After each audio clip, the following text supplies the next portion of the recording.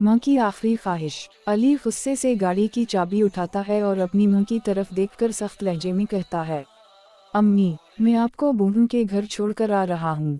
आपने मेरी जिंदगी में हमेशा बोझ बनकर रखा है। आज के बाद मैं मजीद ये बोझ नहीं उठा सकता। ये सुनते ही माँ की आंखें भर आईं, लेकिन उसने कोई जवाब नहीं दिया। वो खामोशी से उठी, अपनी चप्पल पहनी और बेटे के साथ गाड़ी में जाकर बैठ गईं। गाड़ी में खामोशी छाई हुई थी। अली के चेहरे पर सख्ती और गुस्सा नुमायां था, जबकि मैं बस खिड़की से बाहर देख रही थी। चंद मिनट बाद अली ने गुस्से से कहा, अम्मी, आप मुसलसल आसमान की तरफ क्या देख रही हैं? माँ ने आह भरी बेटे की तरफ देखा और मुस्कुराते हुए कहा, बेटा, मैं देख रही हूँ कि वो दिन भी आ गया जिसका मुझे डर था।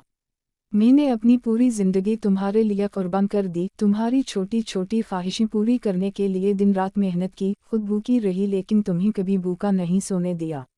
जब तुम बीमार होते थे तो रातों को जागकर तुम्हारी देखभाल करती थी। लेकिन आज तुम मुझे इस जगह छोड़ने जा रहे हो जहाँ मैं तन्हा रह जाऊंगी।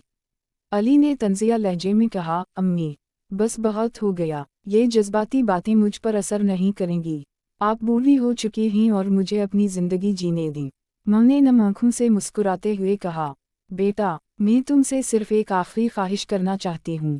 जब मैं मर जाऊँ तो मेरी कब्र पर एक जुमला लिखवाना।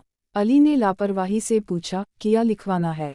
माँ ने आसमान की तरफ देखकर धीमी आवाज में कहा, ये वो मुँह है जिसने अपने बेटे को बादशाह बनाया लेकिन खुद गुलाम बन गई।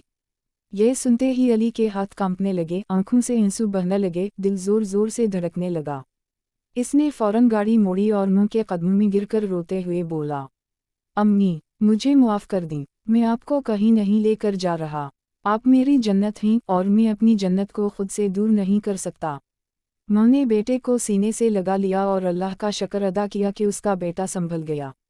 वालिदैन की कद्र करें, कहीं ऐसा ना हो कि वक्त हाथ से निकल जाए और आपके पास सिर्फ पछतावा रह जाए।